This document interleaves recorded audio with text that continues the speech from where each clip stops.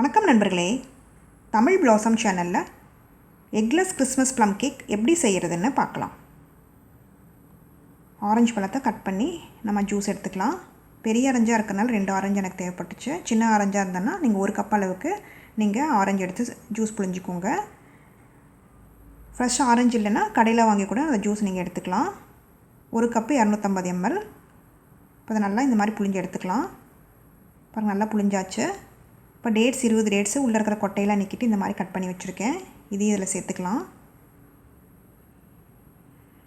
Golden ரெசின்ஸு, black ரெசின்ஸு எடுத்துக்கலாம். 1/2 cup, 1/4 cup duty Frooti இதெல்லாம் சேர்த்து நல்லா ஊற வச்சுக்கலாம். ஒரு 12 மணி நேரம் நல்லா ஊறிட்டு இருக்கட்டும். ஃப்ரிட்ஜில் வச்சுருங்க, வெளியில் வச்சானா கெட்டு போயிடும். இப்போ மூடி போட்டு மூடிடலாம். இப்போ அதுக்குள்ளே பேக்கிங் பேனில் எண்ணெய் தடவிக்கலாம். நான் ஆலிவ் ஆயில் தடவுறேன்.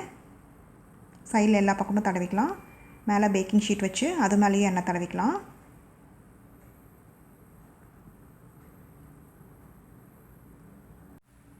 சைடில் பேக்கிங் பேப்பர் வச்சிடலாம்.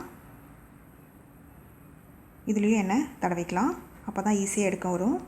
இப்போ தண்ணி எடுத்து வச்சிடலாம். கோதுமை மாவு 1/2 cup, 250 ml + 125 ml, baking soda 1/2 teaspoon, baking powder 1 teaspoon, ஏலக்காய் தூள் 1/4 teaspoon, dry ginger powder 1/4 teaspoon, பட்டைப்பொடி 1/2 டீஸ்பூன், நட்மக் பவுடர் கொஞ்சமாக எடுத்துக்கலாம். சேர்த்து நல்லா சலிச்சிக்கலாம். இந்த மாதிரி மாவை சலிச்சிட்டு பண்ணோம் அப்படின்னா கட்டி இல்லாமல் நமக்கு உதிரி உதிரியாக கிடைக்கும். இந்த மாதிரி நம்ம எல்லாத்தையும் சலிச்சிக்கலாம்.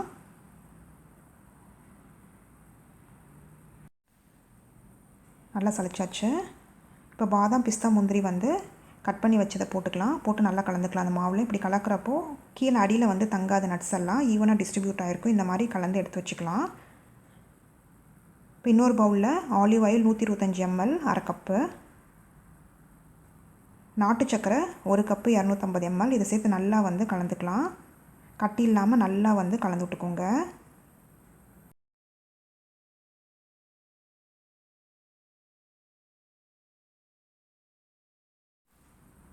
ஆரஞ்சு ஜூஸில் ஊற வச்சுருந்த பார்த்தா நட்ஸ் எல்லாம் நல்லா ஊறிடுச்சு.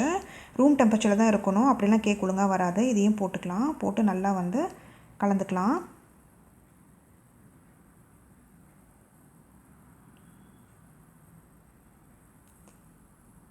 இப்போ சளிச்சு வச்ச மாவை கொஞ்சம் கொஞ்சமாக சேர்த்து கலந்துக்கலாம்.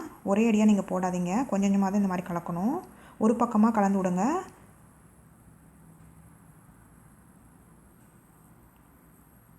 இதே மாதிரி எல்லாம் கொஞ்சம் கொஞ்சமாக மாவு போட்டு எல்லாம் கலந்துக்கலாம்.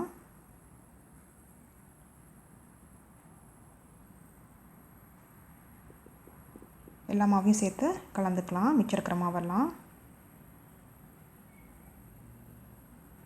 ரொம்ப கெட்டியாக இருக்குது அப்படின்னா நீங்கள் தண்ணி கூட சேர்த்துக்கலாம். நான் அதுக்கு பால் ஊற்றுறேன், காய்ச்சின பால்.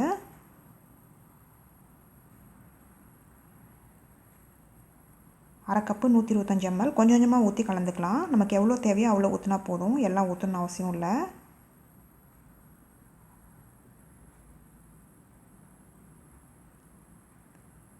எல்லா பாலையும் ஊற்றிடலாம். நான் அரை கப்பு பால் எடுத்திருக்கேன், சேர்த்து நல்லா கலந்துக்கலாம்.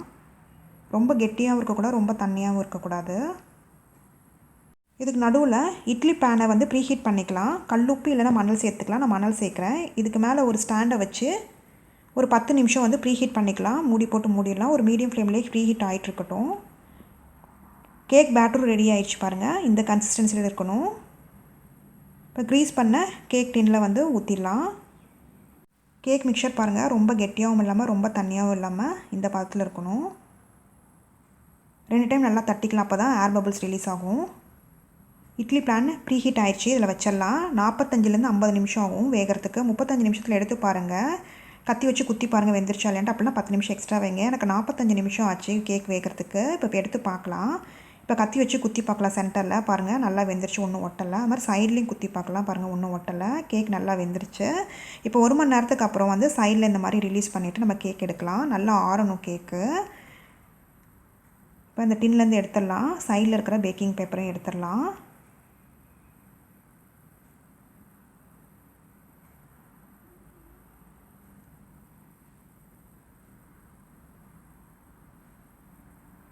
இப்போ நம்ம கட் பண்ணி பார்க்கலாம். எவ்வளோ சாஃப்டாக இருக்குது பாருங்கள் கேக்கு.